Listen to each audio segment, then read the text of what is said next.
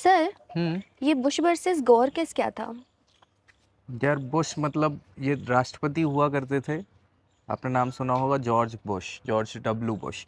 2000 में राष्ट्रपति चुनाव हुआ, इनके अपोजिशन में थे अल गौर। तो बुश वर्सेस गौर 2000 में हुआ ये था कि फ्लोरिडा की जो पूरी कॉन्स्टिट्यूंसी थी उसमें लगभग 60 लाख मतदाता थे और 60 लाख वोट उसमें पड़े।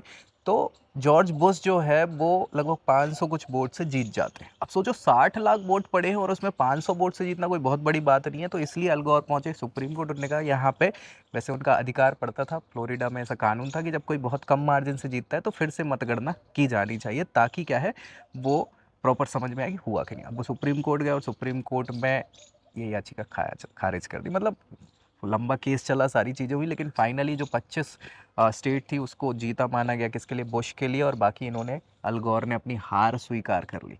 अब इससे दिक्कत ये हुई कि ये बहुत ही इम्पोर्टेंट मामला तो है, सुप्रीम कोर्ट का जजमेंट भी है, लैंडमार्क जजमेंट, लेकिन इसमें थोड़ी सी जो न्यायिक निष्पक्षता की बात है उस पर चिंता ज़रूर जाहिर हुई। साथ ही साथ जो स्टेट में अलग अलग कानून है, तो चुनाव के लिए लगभग समान कानूनों की बात पे भी जो ज़रूरत थी वो उजागर करी गई। तो इसलिए बहुत ही इंपॉर्टेंट लैंडमार्क जजमेंट ये अमेरिकी जुडिशियल सिस्टम में माना जाता है, और मुझे लगता है इसकी जानकारी आपको लग गई। बाकी क्या करना है। ऐसे ही नए वीडियोस के लिए लाइक, शेयर एंड सब्सक्राइब।